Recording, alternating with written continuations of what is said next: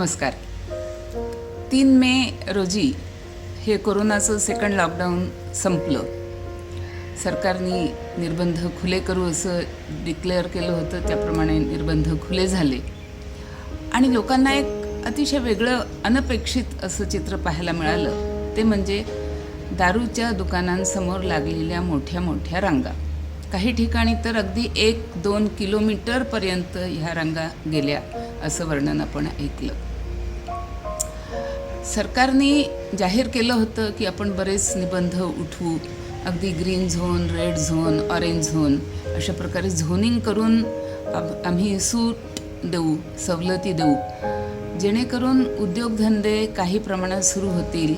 निदान विकेंद्रित लहान, ज्याला आपण स्मॉल अँड मीडियम साईज म्हणतो, असे उद्योगधंदे सुरू होतील असं जाहीर केलं होतं. त्याचप्रमाणे रेशन शॉप्स, किराणाची दुकानं, त्यानंतर भाजीपाला, फळं ह्यांच्यासोबत सरकारने हार्डवेअरची दुकानं, इलेक्ट्रिकची दुकानं, प्लंबिंगची दुकानं, म्हणजे ज्या सर्व्हिस प्रोव्हाइडिंग गोष्टी होत्या त्याही सरकारने खुल्या केल्या होत्या. पण त्याबरोबर दारूचंही दुकानं, दारू विक्रीचीही दुकानं खुली केली आणि त्यामुळे असं चित्र दिसून आलं की इतर दुकानांची परवानगी 10 ते 1 होती, तर दारू दुकानांना परवानगी सकाळी 10 ते संध्याकाळी 7 पर्यंत होती. आणि असं असूनही ज्या रांगा लागल्या त्या मात्र अगदी सकाळी 7 वाजेपासून त्या रांगा सुरू झाल्या असं आपल्याला सगळ्या पेपरांमधून किंवा TV चॅनेल्सवरून दिसून आलं. म्हणजे इतकं की सगळ्यात अधिक जीवनावश्यक बाब कोणती, ह्याचं उत्तर आता हवा, पाणी, अन्न, वस्त्र, निवारा, शिक्षण, स्वास्थ्य, मेडिकल हेल्प, काम, हे सगळं बाजूला राहून दारू ही सर्वात अधिक अत्यावश्यक गोष्ट असावी असं एक चित्र दिसून आलं. आणि मला असं वाटतं की आजच्या समाजापुढे, आजच्या तरुणांपुढे आदर्श कोण असेल ह्याचं उत्तर जर बघायला गेलं तर मला वाटतं की एक चॅनेलवर एक तरुण सांगत होता की आता दारू खुली झाली आहे तर मी खूप बाटल्या विकत घेऊन येईन आणि खूप दारू पिईन, झोपेन, उठेन, पुन्हा दारू पिईन, पुन्हा झोपेन, उठेन, पुन्हा दारू पिईन, पुन्हा झोपेन. म्हणजे दारू पिऊन पडून राहणे ह्या पलीकडे जगात काहीही त्याला आता आवश्यक उरलेलं नाही असं एक चित्र. आणि ही अवस्था फक्त एका मुलाची किंवा एका तरुणाची नाही आहे, ही अवस्था आज कोट्यवधी तरुणांची आहे. आणि म्हणून हे चित्र मला चिंतित करणारं चित्र आहे असं वाटतं. आता जे राज्य सरकारांनी दारूची विक्री खुली केली त्यांनी काय कारण सांगितलं? त्यांनी सांगितलं आमची गंगाजळी संपली, आमचा खजिना रिता झाला. हे जे काही 40 दिवस कोरोनाचं लॉकडाऊन झालं, ह्या लॉकडाऊनमुळे आम्हाला खूप लोकांना आर्थिक मदत द्यावी लागली, रेशन पुरवावं लागलं, मोफत काही गोष्टी वाटाव्या लागल्या आणि त्यामुळे आमच्याकडले पैसे संपले. तर अशा वेळेला सगळ्यात वेगाने महसुलीची तूट भरून काढायची म्हटली तर दारू विक्रीला परवानगी देऊन त्यावर गोळा होणारा अबकारी जो कर आहे तो वसूल करणे ही आमच्या हातात राहिलेली एक गोष्ट आहे. आणि त्याप्रमाणे किती राज्यांनी, कोणकोणत्या राज्यांनी कसं अबकारी कर गोळा केले हे जर आपण ऐकलं तर कुणी 40 कोटी गोळा केले, म्हणजे एका दिवसात. कुणी 40 कोटी गोळा केले, कुणी 70 कोटीपर्यंत गोळा केलेले आहेत. आणि ही अवस्था फक्त नॉन BJP राज्य म्हणजे पंजाब, बंगाल, राजस्थान, महाराष्ट्र एवढ्यापुरतीच आहे असं नाही, तर BJP राज्यांमध्येही हाच उपाय अवलंबला गेलेला आहे. म्हणजे मग ते UP असेल, हरियाणा असेल, मध्य प्रदेश असेल.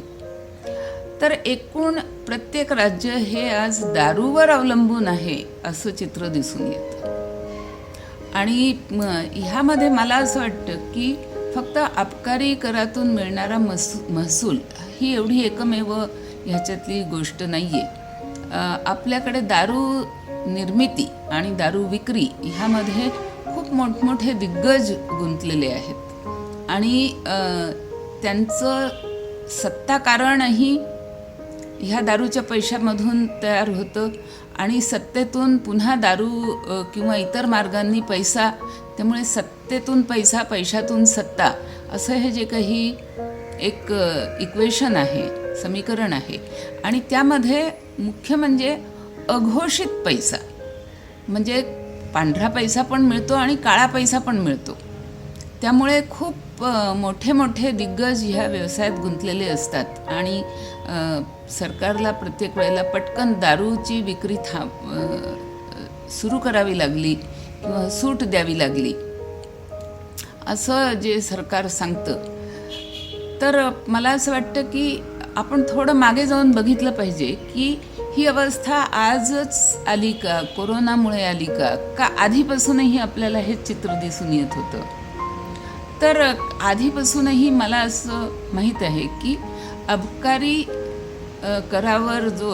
करामुळे होणारा जो महसूल आहे, हा महसूल हा सरकारचा मोठा महसूल मानला जातो आणि कित्येक सरकारांच्या बजेटमधलं 15 ते 25% बजेट हे ह्या अबकारी करातून येत असतं. आता गंमत अशी आहे की आपल्या देशातले जे अर्थतज्ञ आहेत, हे अर्थतज्ञ सर्वसाधारणपणे परदेशी डिग्र्या म्हणजे पश्चिमी देशांच्या डिग्र्या घेऊन आपल्याकडे आलेले असतात आणि त्यांना ह्या देशातलं वातावरण किंवा ह्या देशाशी सुसंगत असं अर्थकारण कितपत कळतं ही एक खूप मोठी शंका आहे. म्हणजे मला तर असं वाटतं की ते ह्या बाबतीत पूर्णपणे अज्ञानी आहेत की आपल्या देशाला एक वेगळ्या अर्थकारणाची गरज असते. त्यामुळे हे पश्चिमी पंडित आपल्याला काय सांगतात की दारूचं उत्पादन मोठ्या प्रमाणावर सुरू करा, वाढवा, त्यातून GDP वाढतो आणि GDP ही तुमच्या आर्थिक प्रगतीची एक मोजपट्टी आहे. पहिला माझं ऑब्जेक्शन इथेच आहे की मला असं वाटतं की GDP ही अत्यंत फसवी अशी मोजपट्टी आहे, पण त्याकडे मी नंतर कधीतरी वळीन. आत्ता मी फक्त एवढंच सांगते की GDP ही फसवी मोजपट्टी आहे आणि जेवढे अर्थतज्ञ आपल्याला काहीही सल्ले देतात ते फक्त GDP असा वाढेल तसा वाढेल एवढाच सल्ला देत असतात आणि त्याच्यामधून दारूची विक्री, दारूचं उत्पादन वाढवा म्हणजे GDP वाढेल हा त्यांचा कायमपणे सल्ला असतो. आणि हे कारण आहे की ज्यामुळे आपल्याला चित्र दिसून येतं की राज्य सरकार किंवा केंद्र सरकारसुद्धा हे अबकारी करावर किती मोठ्या प्रमाणावर अवलंबून राहत आहे. मला एक उदाहरण आठवतं की सुमारे 25 वर्षापूर्वीची गोष्ट असेल. महाराष्ट्र सरकारने एक महिला धोरण जाहीर केलं आणि पहिल्यांदाच हे महिला धोरण जाहीर होत होतं आणि त्यामुळे त्यासाठी एक विशेष बजेट तरतूद सुमारे 400 कोटी रुपयांची बजेट तरतूद करण्यात आली. प्रश्न असा होता की हे पैसे येणार कुठून? तर त्याचं उत्तर सांगण्यात आलं की आपण अबकारी कर जो वसूल करतो त्याच्यासोबत 1% हा सेस गोळा केला जाईल की जो महिला विकासासाठी वापरला जाईल. म्हणजे 400 कोटी रुपयाचं बजेट उभं करण्यासाठी आपल्याला किती पैसे, किती अबकारी कर लागत होता ह्याचा आपण विचार करूया.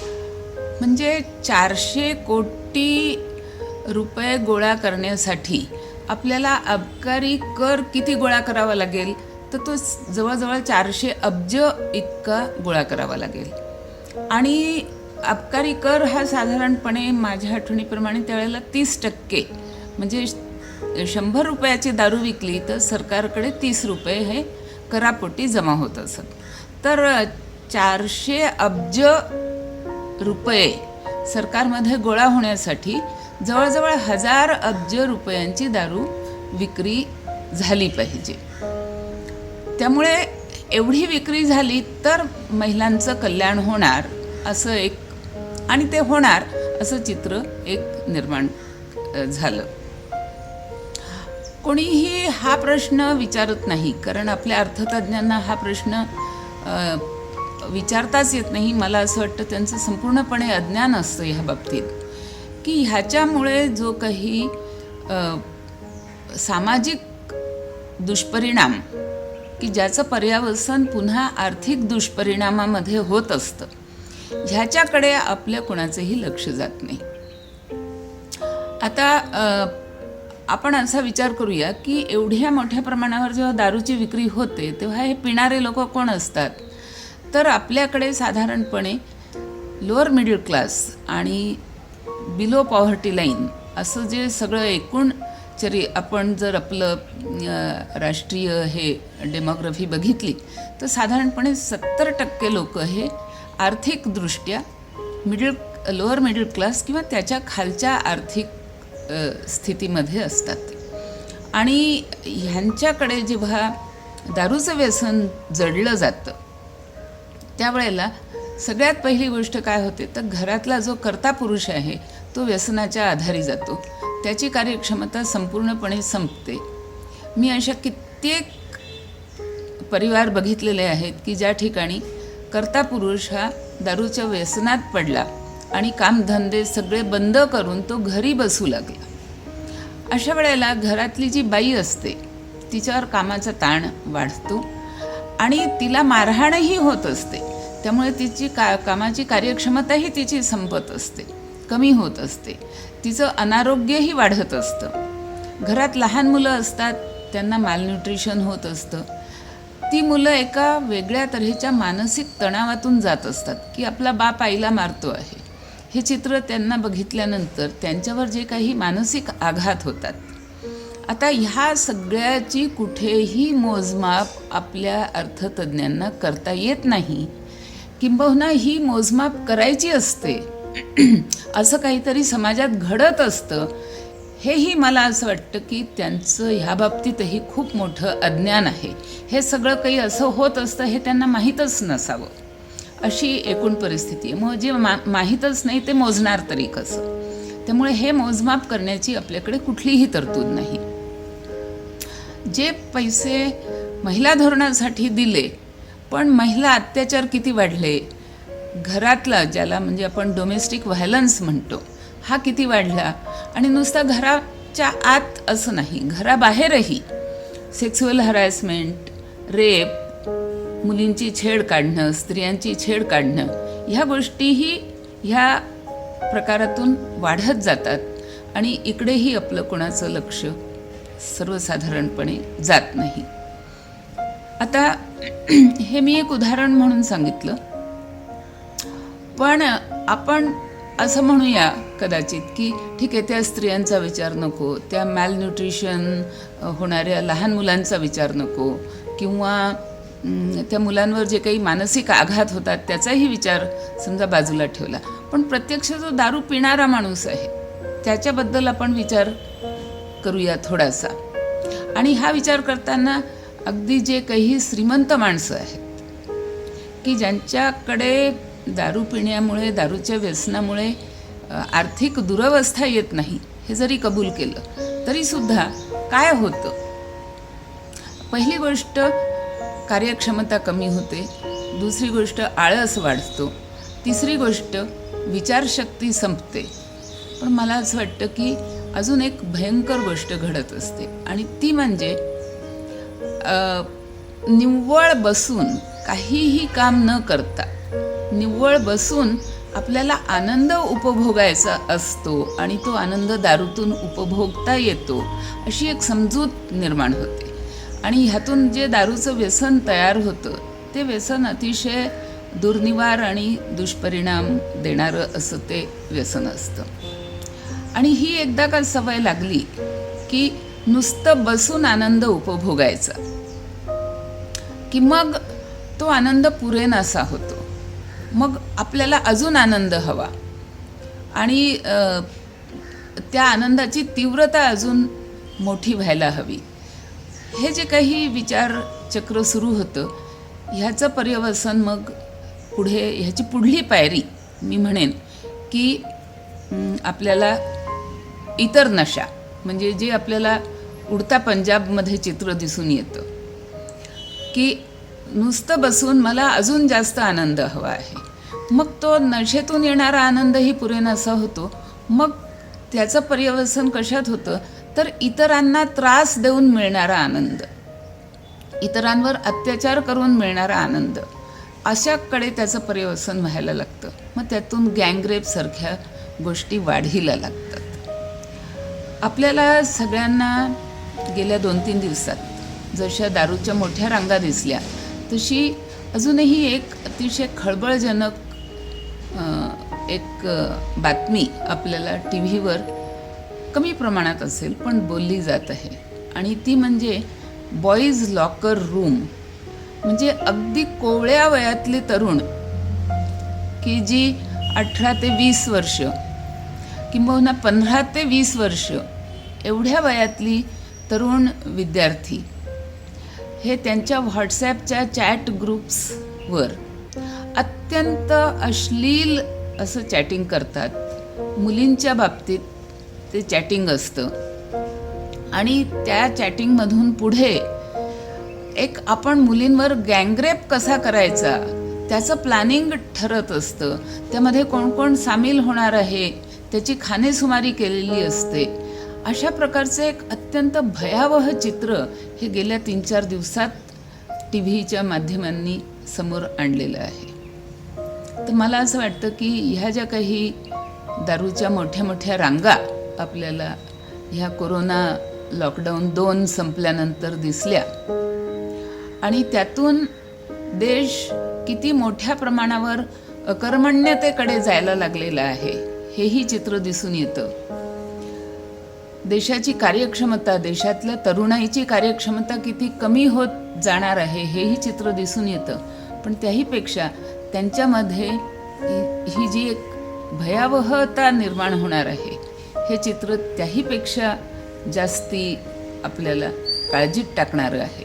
आणि म्हणून एकीकडे ह्या दारूच्या रांगा लावणाऱ्या लोकांबद्दल वैयक्तिक मला त्यांच्याबद्दल काहीही जरी म्हणायचं नसलं तरी दारू धोरणाला म्हणजे दारू विक्रीच्या धोरणाला प्रोत्साहन देणारं जे काही सरकार आहे त्या सरकारवर माझ्या मते एक मोठी जबाबदारी येते की आपल्या देशातल्या लोकांना कामाला लावणं, कार्यक्षमतेला लावणं आणि त्या कार्यक्षमतेतून मिळणारा आनंद आहे त्याची ओळख आपल्या तरुणांना पटवून देणं, जेणेकरून त्यांना बिनकामाच्या आनंदाकडे वळावंसं वाटू नये. हा संस्कार रुजवण्याची जबाबदारी ही समाजाइतकीच सरकारची पण आहे असं मला वाटतं. आणि त्या दिशेने सरकारची पावलं उचलली जावीत. हे ह्या कोरोनातून आपल्याला मिळवता आलं तर ते मी मोठं भाग्य समजेन. नमस्कार.